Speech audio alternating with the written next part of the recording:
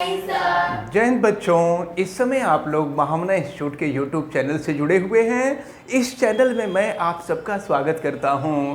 आज हम लोग क्लास 9th फिजिक्स यानी भौतिक विज्ञान हिंदी माध्यम के एनसीईआरटी बुक के फर्स्ट चैप्टर गति यानी मोशन के अभ्यास प्रश्न का अध्ययन कर रहे हैं। और अभ्यास प्रश्न में आज हम लोग क्वेश्चन नंबर 3 देखने जा रहे हैं। देखिए क्वेश्चन नंबर 3 क्या कह रहा है। अब्दुल गाड़ी से स्कूल जाने के क्रम में औसत चाल 20 किलोमीटर प्रति घंटा पाता है। यानी अब्दुल गाड़ी से स्कूल जा रहा है, अपने घर से स्कूल जा रहा होगा, तो स्कूल जाते समय उसकी जो औसत चाल है वह 20 किलोमीटर प्रति घंटा है। स्कूल जाते समय गाड़ी की औसत चाल,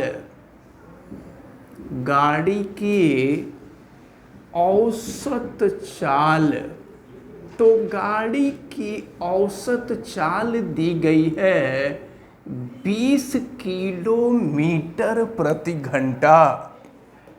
और उसी रास्ते से लौटते समय जिस रास्ते से वह स्कूल गया है उसी रास्ते से वह रिटर्न भी होता है।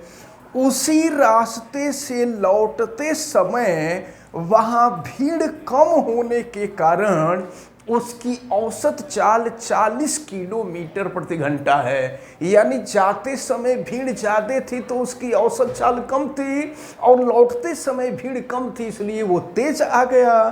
तो वापस लौटते समय यानी लौटने की औसत चाल दिया हुआ है, लौटने की औसत चाल, देखें लौटने की औसत चाल दिया हुआ है और यह औसत चाल 40 किलोमीटर प्रति घंटा है।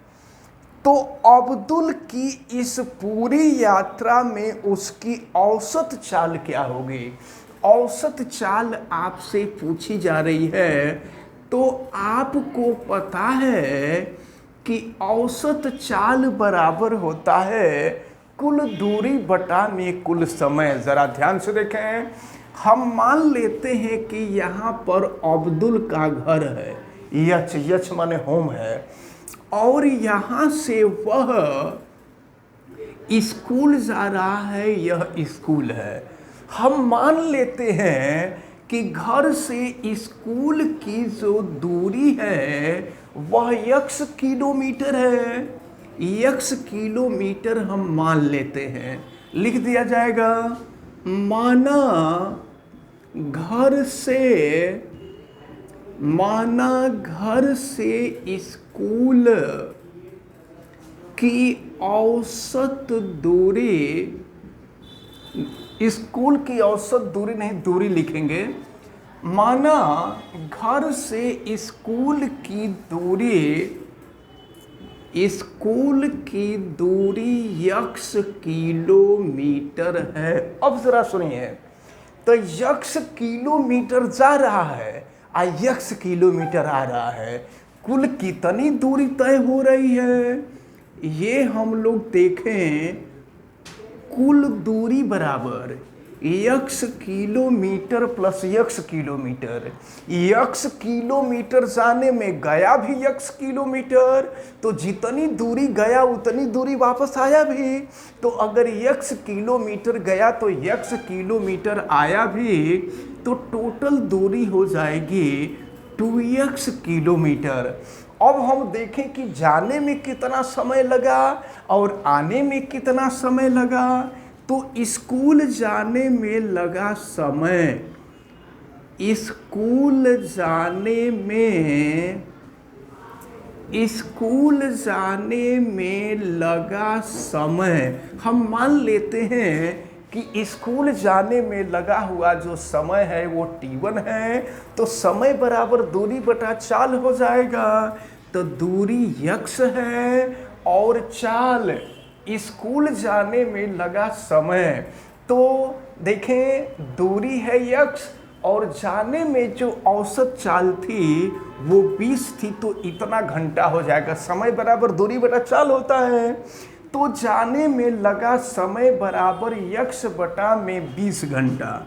अब वापस आने में लगा समय, तो वापस आने में लगा समय, वापस आने में लगा समय अगर t2 हो तो इसके लिए भी समय बराबर दूरी बटा चाल होगा। तो दूरी तो वही होगी x, और चाल वापस लौटा था 40 किलोमीटर प्रति घंटा की चाल से, तो ये इतना घंटा हो गया। अब हम देखें कि कुल समय कितना है, तो अब हम यहाँ पर कुल समय निकाल लें। तो कुल समय बराबर t1 प्लस t2, जाने में लगा समय t1 था और वापस आने में लगा समय t2 था, तो कुल समय हो जाएगा t1 प्लस t2। t1 की वैल्यू हो जाएगी x बाई 20 और t2 हो जाएगा x बाई 40। तो एलसीएम ले लीजिए 40, अब 20 से डिवाइड कर देंगे तो 22 जा 40 हो जाएगा, और 2 में x से मल्टीप्लाई करेंगे तो ये हो जाएगा 2x, और 40 से डिवाइड करेंगे तो 1, और 1 का x में गुणा हो जाएगा तो x हो जाएगा, और इस प्रकार 2x प्लस x हो जाएगा 3x बाई 40 आवर। ये टोटल समय हो गया। तो औसत चाल आपसे पूछा जा रहा है, तो औसत चाल बराबर आपको पता है कुल दूरी बटा में कुल समय होता है। औसत चाल बराबर कुल दूरी और बटा में हो जाएगा कुल समय। तो कुल दूरी कितनी होगी? कुल दूरी हो जाएगी 2x, और कुल समय जो है 3x अपान 40 है। तो 40 ऊपर चला जाएगा जब सॉल्व करेंगे तो x से x कैंसिल हो गया। अब ये हो गया 40 दूना 80, 80 बटा में 3। अब आप 80 में 3 से भाग दे दीजिए और देखिए कितना आता है। तो यहाँ भाग देने पर आ रहा है 26.66 किलोमीटर प्रति घंटा। लेकिन एक चीज़ देखें, ये 6 जो है 5 से बड़ी संख्या है, तो जब 5 से कोई बड़ी संख्या होती है ना, तो उसको 1 मानकर उसके पहले वाले में जोड़ देते हैं। तो ये हो जाएगा 26 इसको 1 मानकर पहले वाले में जोड़ देंगे तो 7 हो जाएगा। तो 26.7 किलोमीटर प्रति घंटा यह लगभग में आएगा। तो आपसे यही पूछा जा रहा था कि अब्दुल की औसत चाल कितनी होगी। तो अब्दुल की जो औसत चाल है वह 26.7 किलोमीटर प्रति घंटा लगभग होगी। अब हम लोग क्वेश्चन नंबर 4 को देखेंगे। क्वेश्चन नंबर 4 में क्या है, कोई मोटर बोट झील में विरामावस्था से, एक चीज़ मैं आपको बता दूं कि जब कोई भी वस्तु विरामावस्था से चलना प्रारंभ करती है ना, तो उसका प्रारंभिक वेग जो होता है वो 0 होता है, u की वैल्यू 0 हो जाएगी। तो कोई मोटर बोट झील में विरामावस्था में एक सरल रेखीय पथ पर 3 मीटर प्रति सेकंड स्क्वायर के नियत त्वरण से, त्वरण को हम a से प्रदर्शित करते हैं, और ये दिया हुआ है 3 मीटर प्रति सेकंड स्क्वायर के नियत त्वरण से 8 सेकंड तक चलती है। टाइम दिया हुआ है 8 सेकंड, 8 सेकंड तक चलती है। इस समय अंतराल में मोटर बोट कितनी दूरी तय करेगी, यश का मान पूछ रहा है। तो देखें u/a/t मालूम है और यश का मान ज्ञात करना है, तो हम न्यूटन के गति विषयक द्वितीय समीकरण का यहाँ प्रयोग कर सकते हैं। और यह S is equal to U T plus half A T square, इसका हम लोग यूज करेंगे। तो यस इजकल टू यू के जगह पर 0, टी के जगह पे 8 और ये हो जाएगा हाफ, ए के जगह पे 3 और टी 8 का जो वर्ग होगा ये 64 होगा। फिर हम 2 से इसको कट कर दें तो ये 32 हो जाएगा। तो यस बराबर 0 और प्लस हो जाएगा 3 इंटू 32। तो यहाँ से ये तो 0 हो गया और 3 का 32 में गुणा करेंगे तो ये हो जाएगा 96, यानी यस इजकल टू हो जाएगा 96 मीटर।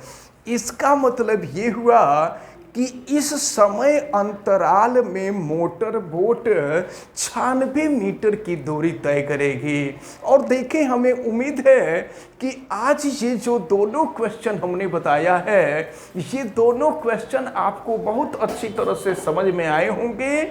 आप वीडियो को लाइक ज़रूर कीजिएगा और अगर चैनल पे नए हैं तो चैनल को सब्सक्राइब भी कीजिएगा। चैनल सब्सक्राइब करने के लिए यूट्यूब पे जाइए और महामना इंस्टीट्यूट सर्च कीजिए, रेड कलर के सब्सक्राइब वाले बटन को क्लिक कर दीजिए, चैनल सब्सक्राइब हो जाएगा। अगर किसी प्रकार की कोई दिक्कत समझ में आती है तो आप हमें कमेंट करके जरूर बतावें। वीडियो को मैक्सिमम स्टूडेंट तक शेयर करें ताकि मैक्सिमम स्टूडेंट इस इंपॉर्टेंट टर्म को अच्छी तरह से समझ सकें, क्योंकि न्यूमेरिकल ही मेन होता है। और अगर आपका न्यूमेरिकल तैयार हो जाए ना, 9th 10th 11th 12 का केवल फिजिक्स का और केमिस्ट्री का न्यूमेरिकल आप अच्छी तरह से तैयार कर लें तो इंटरमीडिएट के बाद आपका कहीं ना कहीं सिलेक्शन हो जाएगा, कोई ना कोई कंपटीशन आप जरूर क्वालिफाई कर जाएंगे, क्योंकि आगे चल करके केवल न्यूमेरिकल ही पूछा जाता है। तो इसलिए इस न्यूमेरिकल को अच्छी तरह से तैयार करें और इसको शेयर करें ताकि मैक्सिमम स्टूडेंट अच्छी तरह से समझ सकें। और आप बेल आइकन को भी प्रेस करें और फिर उसको आल पर कर दें ताकि प्रतिदिन पढ़ने वाली वीडियो की सूचना आपको मिलती रहे। आप सभी लोगों का बहुत बहुत धन्यवाद। जय हिंद।